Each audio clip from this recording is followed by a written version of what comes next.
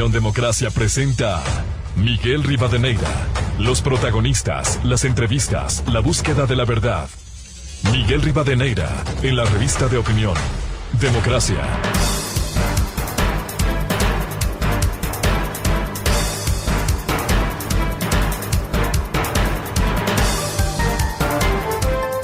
Ocho 15 minutos en el territorio continental ecuatoriano, buscando la verdad en la revista de Opinión Democracia. Queremos dar la cordial bienvenida a los siguientes invitados: el general Paco Moncayo Gallegos, ex jefe militar, ex alcalde de Quito y una larga trayectoria de vida pública; el doctor Luis Córdoba, catedrático; y desde Bogotá nos atiende el doctor Hugo Acero, un reconocido experto, ex secretario de Seguridad en Bogotá, Colombia. Bienvenidos. General Paco Moncayo, quisiera empezar para abordar este tema de la inseguridad que está causando de alguna manera terror en la ciudadanía por el crecimiento de la violencia, los asesinatos. Sin embargo, no vemos la articulación de lo que hemos oído, que hemos seguido de cerca durante décadas, los temas de seguridad y desarrollo, un plan integral de seguridad, en donde se involucre a los diferentes sectores. Cierto es que se viene reclamando una nueva ley de uso progresivo de la fuerza en la Asamblea, esa morosa Asamblea Nacional. Es importante esa ley, pero no lo único. Se necesita articular una política de Estado, se necesita articular, y déjeme recordarle, general Paco Moncayo, durante su administración en la alcaldía de Quito, cómo funcionó articuladamente, siendo un gobierno seccional, articuladamente con la Policía Nacional, para enfrentar en otros niveles la situación de ese momento, incluso con consultorías desde otros países. Hoy vemos que cada cual hace su tarea, incluso cuando debiera haber una política de unidad de criterios. La Asamblea disputándose la destitución de su presidenta, con todo el respeto, la alcaldesa de Guayaquil, en lugar de seguir pensando y trabajando en temas de la seguridad, contribuyendo en ese sentido, el lanzamiento de su reelección, a la que tiene legítimo derecho. Pero aquí en el país debiéramos pensar cómo articular un plan integral desde una visión de Estado. General Moncayo, muy buen día. Muy buenos días, qué gusto estar con usted, Miguel. Un abrazo a la distancia al doctor Hugo Acero, cómplice de tantas realizaciones que logramos aquí en Quito, y por supuesto al señor Luis Cabrera. Han pasado cosas muy graves, y si no nos explica cómo hemos retrocedido tanto en temas de seguridad, cuando la Constitución del 2008 se publica, asoma una figura completamente absurda, sin ninguna lógica, que dice que la seguridad es competencia exclusiva del Estado central. Así está escrito. Estado central en un Estado unitario no existe. ¿Qué pasó con eso? Los alcaldes felices se lavaron las manos. Yo he sido presidente de la Organización Mundial de Ciudades, hemos estado con Hugo Acero en cuántas partes. Un alcalde es responsable primario de la seguridad. Seguridad ciudadana, también aquí se ha tergiversado a pensar que es un tema de la policía. La policía es un factor importantísimo en la seguridad ciudadana, pero la seguridad ciudadana no es un tema exclusivo de la policía. En las ciudades hay tantas tareas que coordina el alcalde. Por ejemplo, son elementos de seguridad, por ejemplo, espacios públicos, iluminación. También el alcalde es responsable de lo que son riesgos, tiene los bomberos, es responsable del tránsito, tiene, y hay que decirlo, en el tema del tránsito es donde hay más muertos, heridos y personas con discapacidades, o sea, la seguridad vial. Y la sociedad civil. Nosotros aquí en Quito, vuelvo a decirlo, con el general Gallego, con el doctor Acero, hicimos un modelo que usted sabe bien, Hugo, nos invitaron a varias partes de América a exponer el caso de Quito. Entonces, lo que quiero decir es que en el país se ha desarticulado un sistema de seguridad. Antes de Correa había un sistema de seguridad, había un Consejo de Seguridad Nacional, una Secretaría Permanente de Seguridad Nacional. Llegó Correa, que quería quedarse para largo en el país, organizó a su modo un sistema de seguridad, con un ministerio coordinador de seguridad, hicieron excelentes planes, con perspectiva estratégica, en fin. Llegó el señor Lenín Moreno y dijo, encárguese de la seguridad del Ministerio de Defensa. ¿Quién dice que la defensa, qué puede asumir un ministro de Defensa? Todo ese amplísimo campo de la seguridad. Llegó el presidente, que ya se ha perdido un año, y encárguese de la ministra de Gobierno. Después de mucho tiempo, por fin, separó el Ministerio de la Política del Ministerio del Control del Orden Público. Ya fue un buen paso, pero eso le vienen diciendo los expertos un año hasta que por fin lo hace. ¿Qué quiero significar con esto? Quiero significar que lo que estamos pasando ahora, lo que no sucede, no es por causa del policía que está haciendo bien su tarea, de las distintas organizaciones. Aquí falta conducción político-estratégica. Aquí no hay quien planifique la seguridad, no policial, no militar, la seguridad nacional. Aquí estamos ausentes, entonces, de una doctrina de seguridad, un sistema de seguridad, políticas públicas de seguridad. Y termino diciéndole esto, Miguel, cuando yo fui alcalde, habían problemas graves de seguridad. ¿Qué hice? ¿Dónde está la práctica más exitosa que hay en seguridad en ciudades? ¿Dónde? En Medellín. Era la ciudad más peligrosa del mundo y ahora es la ciudad. Llamé que vengan de Medellín, vino Hugo Acero, vino el general Gallego y ustedes me decían, aquí hemos hecho en 2 años lo que acá en Medellín nos tomó 20 años. Entonces, confíen en los técnicos, asesórense, despoliticen el tema de seguridad. No se puede usar la seguridad para atacarlo al presidente o para disputas entre las funciones del Estado. La seguridad tiene que ser política de Estado, no política de gobierno. Tiene que ser de largo plazo, porque estamos como estamos, porque cada quien viene a reinaugurar políticas de seguridad y hemos perdido la iniciativa, se han tomado lo que no pasaba en esta que era isla de paz. Estamos copados por la delincuencia, hay que ponerle fin a esto. Está en manos del presidente. Necesita él un asesor, un consejo de seguridad, un asesor. Eso está en la ley inclusive, pero no se ha aplicado la ley orgánica de seguridad pública y del Estado que está vigente. General Moncayo, ¿cómo recuperar esta capacidad del Estado? Bien recordaba usted, antes hubo otra estructura en otras condiciones, siempre por la dinámica cambiante se adecua la normatividad.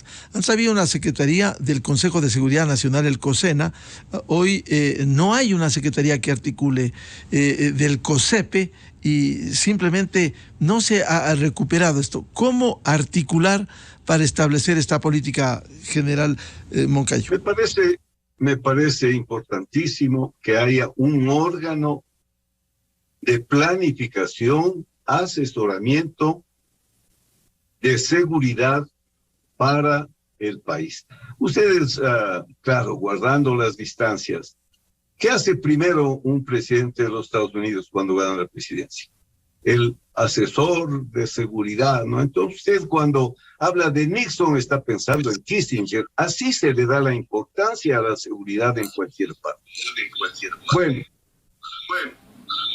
un plan de seguridad no puede enfocarse solamente a la represión. Cuando estamos asustados, vemos lo que pasa, más policías, más militares, más estados de excepción. El alma de una estrategia sana de seguridad es la prevención. Porque si no, terminamos en donde estamos y salir de donde estamos va a ser muy difícil. Nos hemos comido en toda esta época esa fase fundamental, vital, que es la fase de prevención. Entonces, ¿qué necesitamos? Políticas públicas de prevención. La política pública desde que se concibe hasta que se evalúa. No puede la propia policía decir que se esté evaluando, que nos informa cada día de más toneladas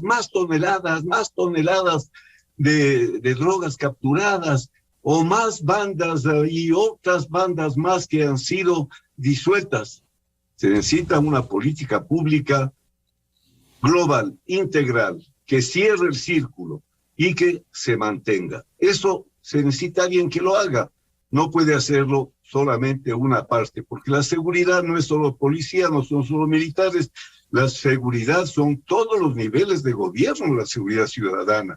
Todas las funciones del Estado, la seguridad ciudadana. Si fallan los jueces, ¿qué seguridad podemos tener? Y lo mismo podemos decir, si no salen las leyes, el Estado va con muletas y el delito va en un avión de alta velocidad. Entonces siempre el Estado va con muletas y ellos nos ganan. Los verdaderos enemigos de ahora nos ganan la iniciativa, manejan el problema. Ahora tenemos que ir a negociar con los delincuentes, criminales, genocidas que han matado cientos en las cárceles. El Estado negociando con ellos. Se dice que ha habido un acuerdo entre el Estado y estas gentes. Bueno, esto no puede seguir así. El presidente ya terminó su primer año. Reúnase con gente que sepa y pónganse a hacer bien las cosas. Y el pueblo ecuatoriano exija a esta asamblea, exija a estos jueces, exija que se preocupen de lo fundamental que tiene que hacer un Estado, darnos seguridad, permitirnos trabajar en paz, producir en paz, vivir en paz. Bienvenido al doctor Hugo Acero, exsecretario de Seguridad en Bogotá, Colombia, con amplia experiencia.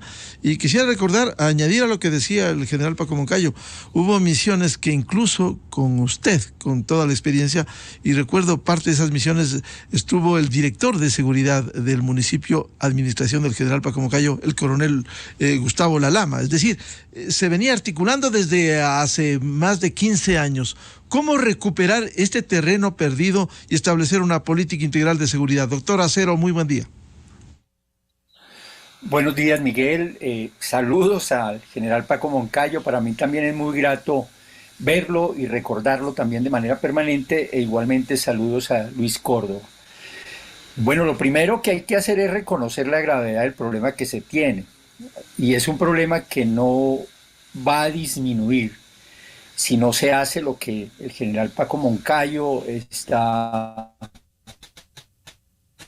poniendo. O sea, hay que saber que se tiene un problema grave, que es un problema, entre otras cosas, también transnacional, que requiere desde luego un trabajo conjunto del Estado ecuatoriano, bajo la dirección del presidente, y ojalá, como lo decía el propio alcalde Paco Moncayo, ojalá los alcaldes y gobernadores comenzaran a participar de manera decidida del tema, porque es que para el presidente solo es muy difícil también abordar este tema. Ojalá le dieran facultades a los alcaldes para que trabajen este tema de manera particular. Esas experiencias son importantes. Entonces ahí hay un tema de coordinación local, nacional, a nivel de Ecuador, que hace falta, desde luego. O sea, lo enunciabas precisamente al comienzo, cada institución está trabajando como por su lado, de manera independiente, de manera descoordinada, mientras que los delincuentes sí están coordinando, los delincuentes sí están organizados. Entonces ahí hay que hacer un trabajo nacional.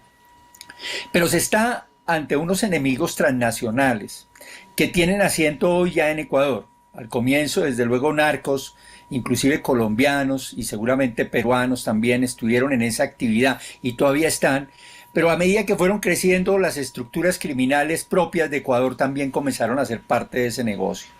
Y estamos hablando de negocios transnacionales que no solamente vinculan al narcotráfico, porque es que detrás del narcotráfico hay otros temas que afectan la seguridad de los ciudadanos. Detrás del narcotráfico llega la extorsión, detrás del narcotráfico llega el secuestro, llega los préstamos, esos gota a gota, aquí lo llamamos gota a gota, préstamos a unos altos intereses que le entregan a la gente y que luego si no paga lo lesionan o lo matan. Está la trata de personas, está el comercio de armas, porque crece el comercio de armas en manos de los ciudadanos, en manos de los delincuentes y también de los ciudadanos, y desde luego se crean unas estructuras criminales que no son solamente nacionales y locales. Y allí se requiere la cooperación con los países. Lo digo de manera externa, pero también muy respetuosa. Creo que hace unos años también se cometió el error de negar la posibilidad de una cooperación más cercana con el gobierno de los Estados Unidos y de eliminar proyectos que Ecuador tenía con el gobierno de los Estados Unidos para mirar el tema del narcotráfico. Y eso hizo que Ecuador se hiciera mucho más vulnerable a las mafias colombianas y a las mafias peruanas y de otros territorios, porque ya en nuestros territorios tenemos hasta mafias mexicanas. Entonces, ahí hay un elemento que hay que tener en cuenta y es cómo se va a coordinar con los países de la región.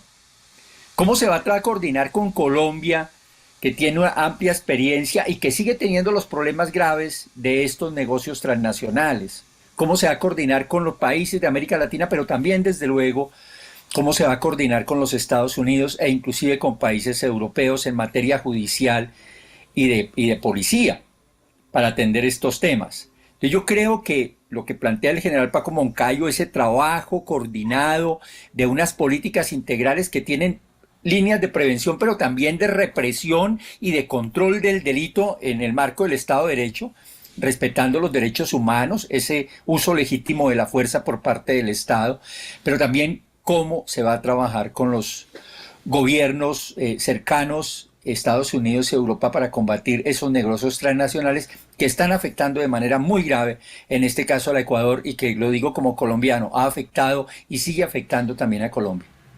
Doctor Acero, desde ese punto de vista, ¿cómo articular un plan integral que permite involucrar a todos los sectores? Bien ha citado, aquí hay 221 consejos cantonales, algunos desentendidos, algunos no entienden, otros no han participado, a diferencia de lo que se hizo en el pasado, como bien recordaba el exalcalde Paco Moncayo. Bueno, lo primero, reconocer que desde luego el presidente requiere un equipo, que seguramente pasa por el ministro del Interior o el ministro de Gobierno, pero también por el ministro de Defensa y por una serie de instituciones del orden nacional que deben sentarse de manera regular. El general Paco Moncayo lo sabe, recuerda, general, que usted realizaba consejos de seguridad casi 2 veces mensuales para mirar qué pasaba, y a veces semanal, qué pasaba en la ciudad. Eso lo tiene que hacer el presidente también con ese staff nacional. Y debe tener de esos grupos, debe tener unas personas que se relacionen de manera permanente con los alcaldes y los gobernadores.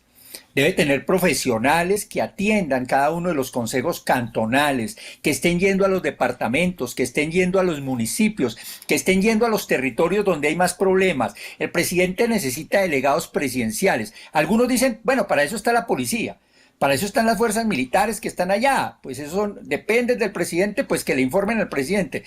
Pues sí, pero requiere mucha más información. Hay veces que el último que se entera de lo que está sucediendo en los territorios es el presidente, porque no le informan como debiera.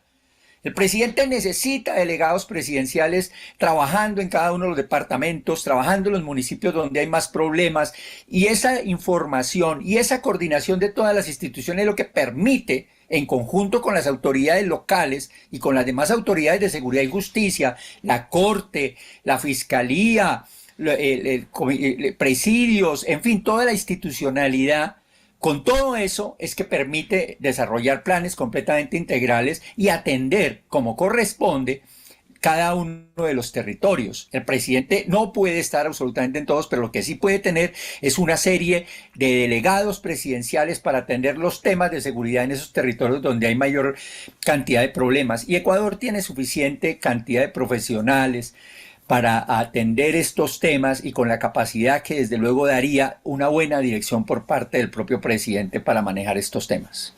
Bienvenido al doctor Luis Córdoba, experto y catedrático.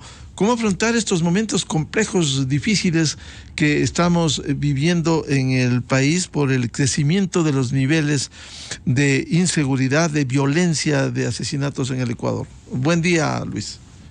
Muy buenos días. Un saludo cordial también al general Paco Moncayo, al doctor Hugo Acero, a la audiencia que nos escucha. Muy amables por la invitación.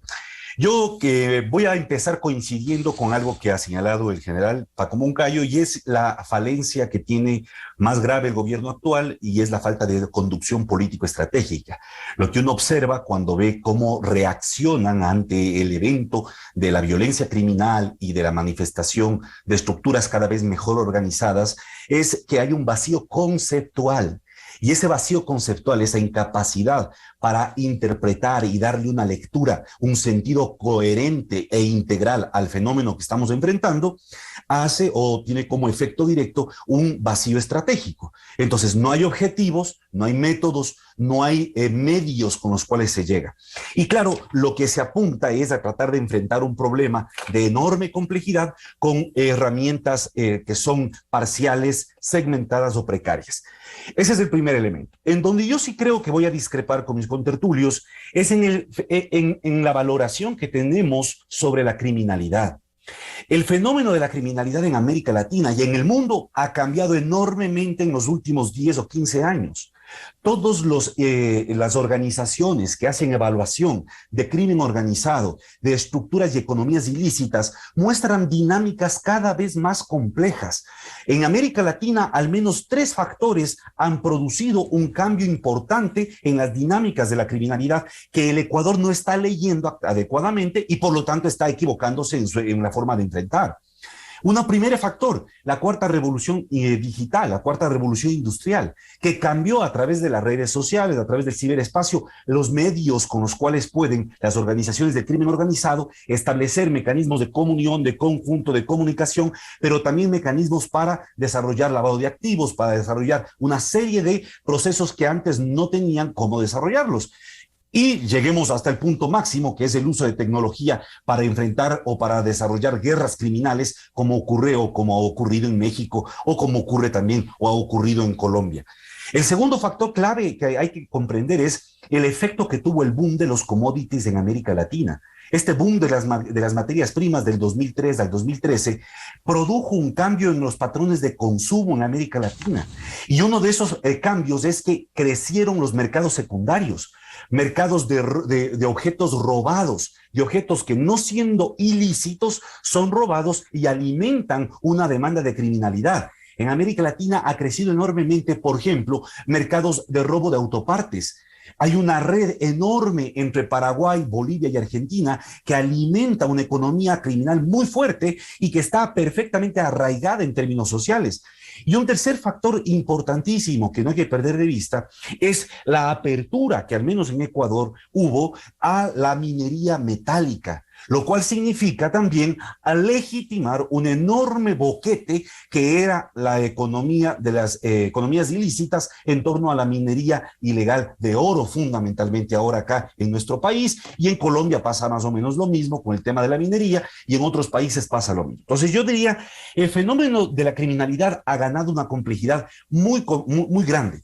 Tanto así que el propio Comando Sur de los Estados Unidos plantea como enfoque estratégico constituir una red de redes. O sea, en otras palabras, ¿qué están diciendo? Esto no puede resolverse solo poniendo fuerza militar o policial para enfrentarlo. Se necesita incorporar a todos los actores posibles en una estrategia reticular para poder lograr ganar esfuerzos y capacidades de desempeño operativo. Y eso yo creo que es algo que estamos absolutamente equivocados en el Ecuador, porque en el Ecuador no hay ni coordinación vertical, es decir, entre gobierno nacional y gobiernos seccionales, ni coordinación horizontal entre las distintas unidades. Tan grave es la situación en nuestro país que es evidente que no hay adecuada coordinación entre inteligencia militar e inteligencia de la Policía Nacional.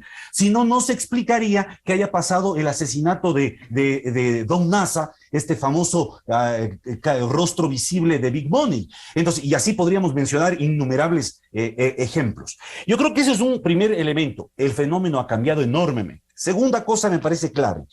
Es importante darle un enfoque desde la economía política de lo que fomenta estas grandes estructuras criminales. Y eso implica utilizar todas las herramientas que tiene el Estado ecuatoriano. Pensemos ejemplos concretos para que nuestra audiencia nos comprenda perfectamente.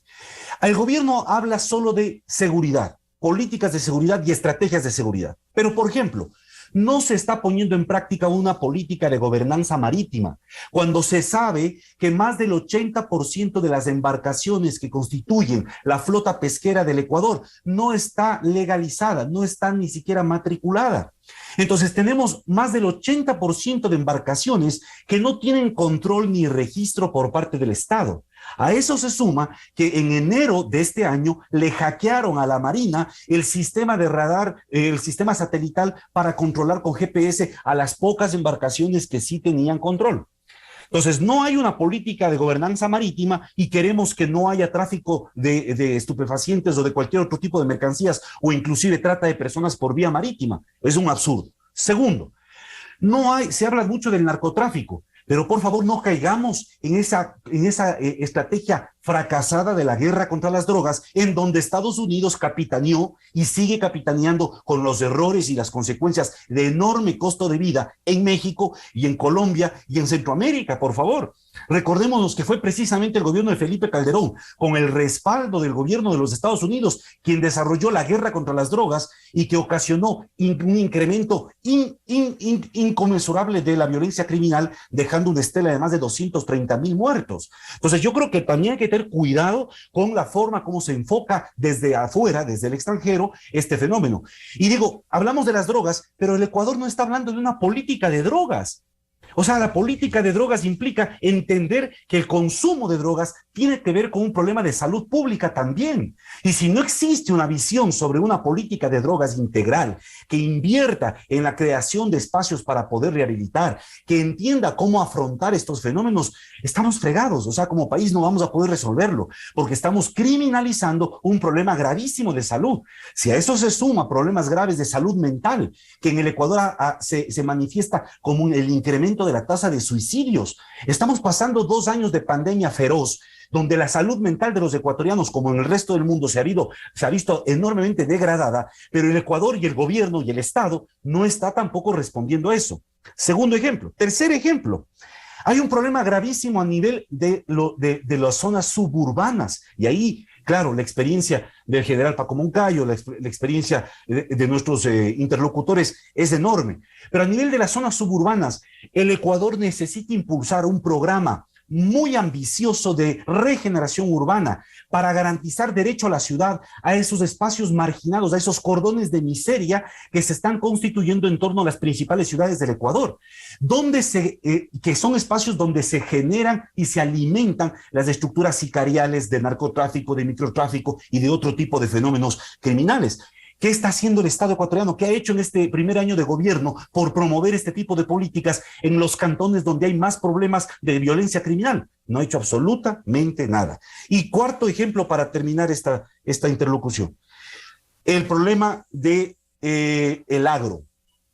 Uno de los aspectos centrales en donde va a crecer la influencia de las estructuras criminales, como ya está ocurriendo en enormes espacios de la provincia de Manabí y en Esmeraldas y en Sucumbíos, obviamente por la cercanía al fenómeno violento también en Colombia, es precisamente la incapacidad del gobierno para desarrollar una política asertiva en materia agrícola, en materia del agro. Y esto tiene que ver con 2 factores centrales: el acaparamiento del agua y la redistribución de tierras. Si es que no se interviene a nivel del agro para reactivarlo, lo que vamos a seguir es alimentando la posibilidad de que estructuras de gobernanza criminal se consoliden a nivel local en gobiernos, en cantones marginales de provincias que son estratégicamente importantes por su conexión con puertos y por su conexión con fronteras.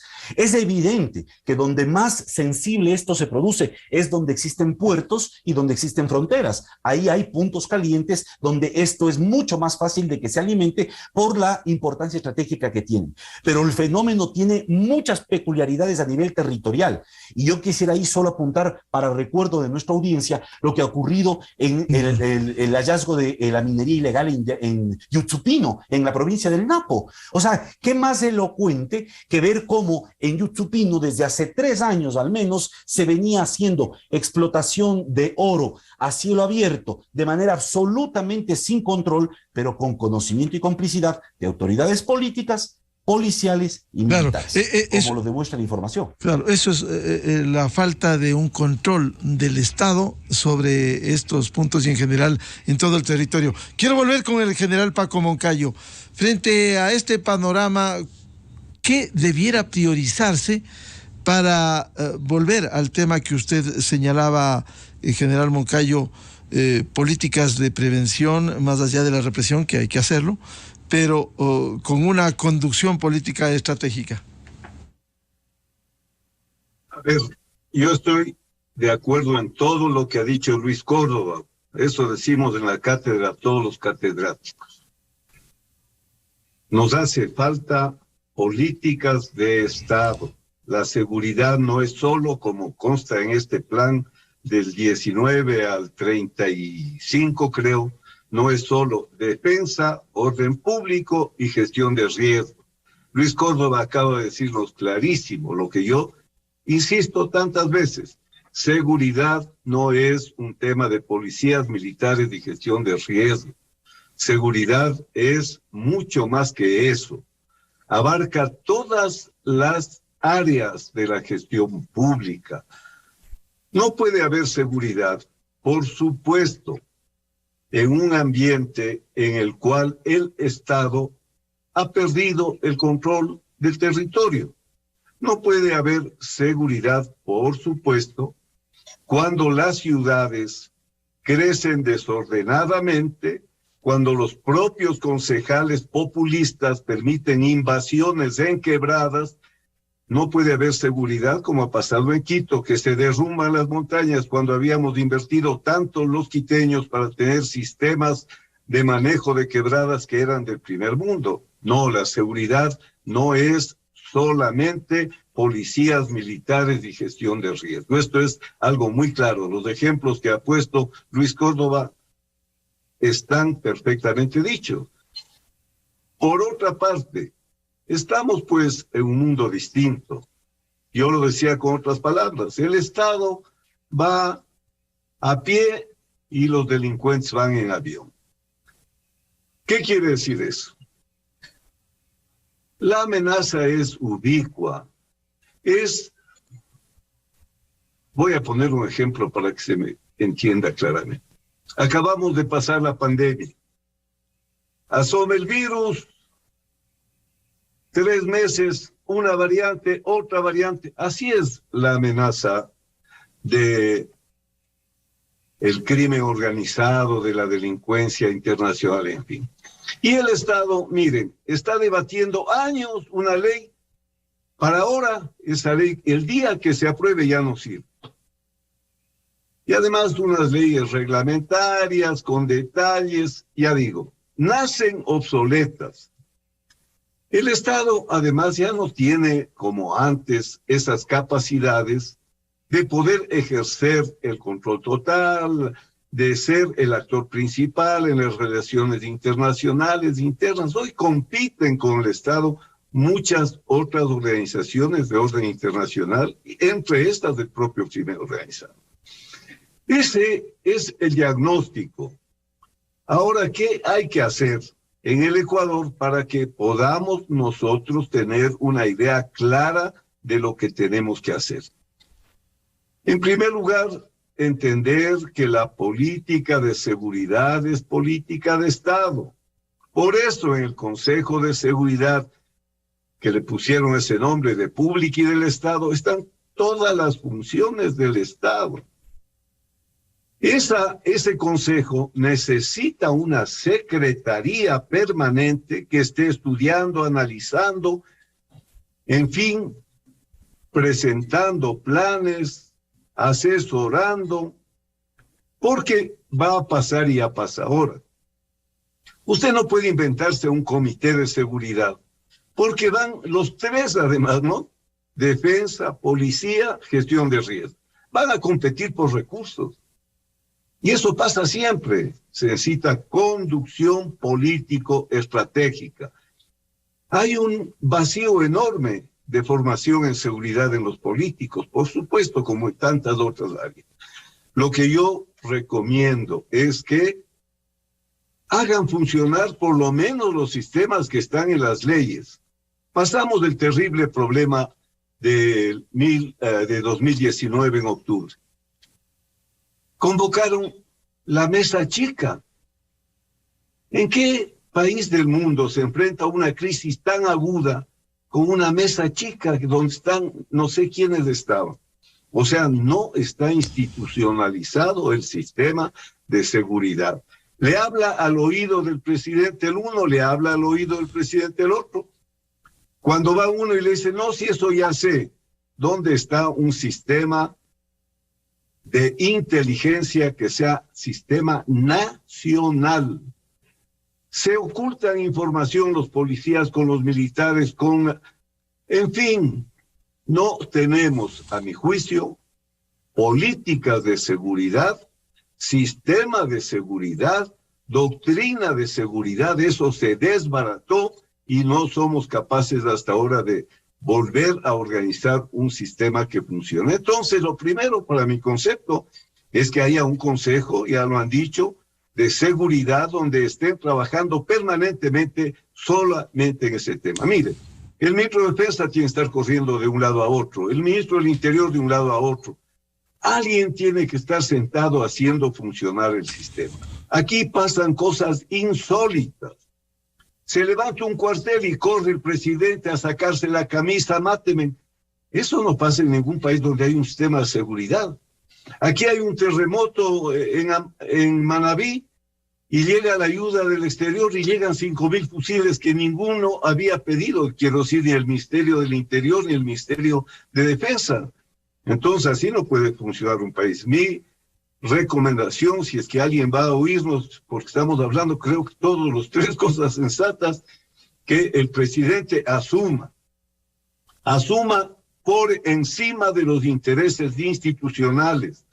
Hay una escuela de seguridad que se llama la Escuela de París, ¿no? En la que plantea que son los agentes de seguridad los que comienzan a securitizar, o sea, a presentar o inclusive crear problemas de seguridad desde su visión y sus intereses, que hay una lucha de agentes por capital simbólico, por capital material. Entonces hay que saber de estos temas, se necesita que haya conducción política como en todo, una conducción política, una conducción estratégica, una conducción operativa. Yo creo que tenemos una excelente policía, tenemos unas excelentes Fuerzas Armadas. Yo creo que, como se dice, tienen que comprometerse todos los sectores del Estado y hacer un pacto nacional de que la política de seguridad no entre en la corrosiva disputa de partidos o de intereses, y trabajar todos. Entonces, para eso necesitamos una cabeza, tenemos la necesidad de un plan, tenemos que tener clara una doctrina, tener claras políticas que nacen, se desarrollan, se evalúan y se actualizan. Yo creo que esa es la tarea más importante que el presidente debe cumplir. Ya un año no lo ha hecho, ha cambiado de ministro, ha declarado ni sé cuántas situaciones de emergencia. Seguimos peor. Cada día tenemos más toneladas y más desbaratamos bandas y seguimos con igual situación de muertos. Hay que hacer las cosas bien y esto no debe ser politizado y nadie tiene que venir a querer ganar bonos hablando mal del gobierno. Si hay propuestas, creo que es necesario que se las haga. Doctor Hugo Acero, ¿es viable, es posible cómo articular un pacto nacional para ir a establecer esta política, estrategias, un sistema de seguridad? Por favor, el audio. Disculpen, el interés absolutamente de todos los sectores para encontrar salidas. Generalmente cuando esto sucede, toda la sociedad, todos los sectores, absolutamente todos están muy interesados en que la situación se solucione, pero hay un único responsable, en este caso en Ecuador, que es el Ejecutivo Nacional. En el caso de Colombia son los alcaldes, los gobernadores, pero también liderados bajo esa coordinación del presidente. Y es precisamente la cabeza del presidente quien debe convocar a las distintas instancias a mirar cómo es que van a seguir trabajando en equipo. Y no solamente las instancias del Ejecutivo, sino aquellas de independencia como la rama judicial. Claro, sin incidir en ellas, pero de lo que se trata es de buscar que cada institución del Estado haga lo que le corresponde y llamar la atención desde ese nivel. Claro, teniendo el ejemplo de que el Ejecutivo es el que primero coordina, que el Ejecutivo es el que está sacando adelante el proceso. Entonces, en ese sentido, yo creo que ayudaría el planteamiento de la situación en que se está y buscar salidas. No ayuda mucho el hecho que se ha presentado en los últimos días de negociación con bandas criminales en las cárceles.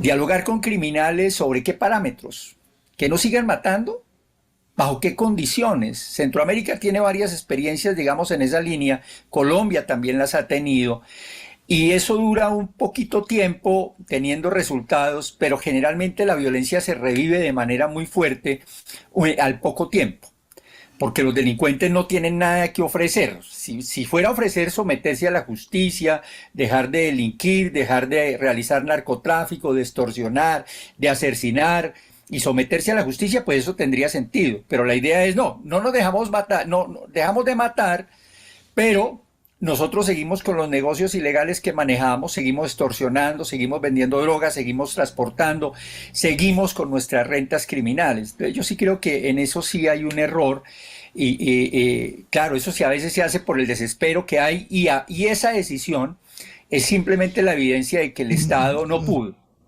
Y esa es una debilidad de muestra o de, digamos, una debilidad manifiesta del propio Estado. Como digo, también Colombia ha pasado por ese proceso en oportunidades. Recuerdo los años 90 cuando se dialogó con Pablo Escobar, pero he estado en Centroamérica en donde en los dos países, fundamentalmente en El Salvador y Guatemala, se ha venido dialogando con las maras y las experiencias, si bien es cierto, reducen un poco la serie de homicidios. El tema es que comienzan a gobernar y hay una gobernanza criminal en los territorios que eso sí la gente desde luego no lo tolera y desde luego lo sufre de manera cotidiana. Entonces es posible llegar a un pacto reconociendo el problema, pero también enfrentándose el Ejecutivo, o por lo menos llegando al Ejecutivo organizado para tratar de organizar otros sectores sobre los cuales no tiene mando directo o incidencia directa.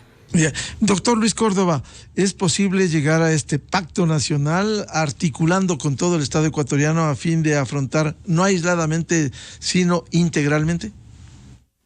Yo creo que en las condiciones actuales, tal como está dado el contexto, es bastante difícil. La debilidad política del gobierno de Guillermo Lasso le ha conducido a refugiarse en policía y fuerzas armadas ante una crisis que se está volviendo sistémica, que es la de la seguridad. Entonces yo creo que mientras el gobierno persista en la tosuda postura de entregar esto a policía y fuerzas armadas como si pudiese hacérselo de manera casi milagrosa, va a haber dificultad para cambiar. Me parece que aquí más bien habría que hacer un llamado a los otros actores políticos y sociales. Yo creo que por ahí podemos realmente generar una demanda por parte de la sociedad civil y de la sociedad políticamente organizada hacia el Estado para que cambie estas medidas.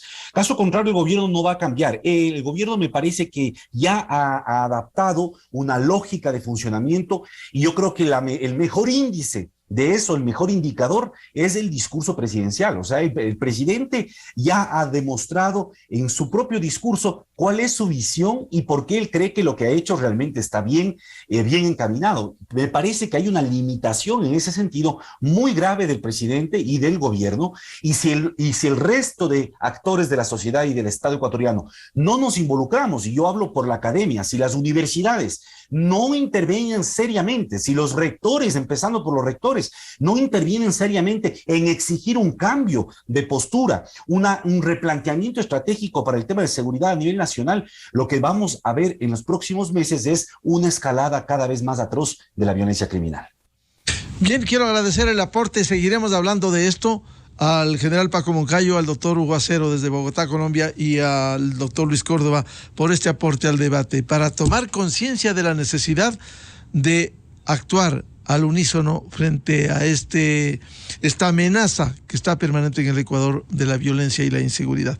Muchas gracias, general Moncayo, a Hugo Acero y a Luis Córdoba, gracias, su aporte. Un gusto. Muchas gracias. Mucho gusto. Muy amables. Con esto cerramos la jornada de entrevistas. Ya viene en la revista de Opinión Democracia el segmento Clarito Está, con los explicadores reconocidos economistas Vicente Albornoz y Sebastián Oleas. Antes les recomiendo el programa Controversia en Escena este sábado 8 horas por Exa FM, Democracia M y Democracia TV, para hablar sobre la administración de justicia en el Ecuador, las normas de aplicación de los recursos constitucionales como el habeas corpus, la acción de protección, las medidas cautelares, cómo parar los abusos en la administración de justicia ecuatoriana con jueces corruptos que han dado de manera inconstitucional estos recursos.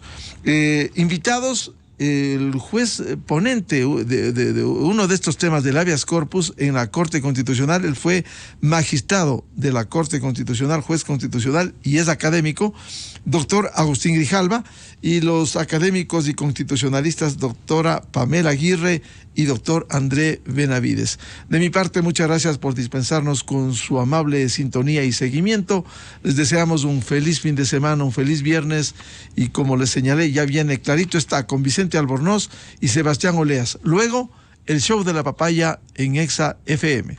Buen día.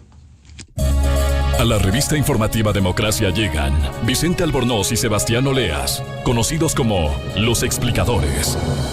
Para presentarnos, Clarito Está, nos explican en sencillo las cosas difíciles de entender. En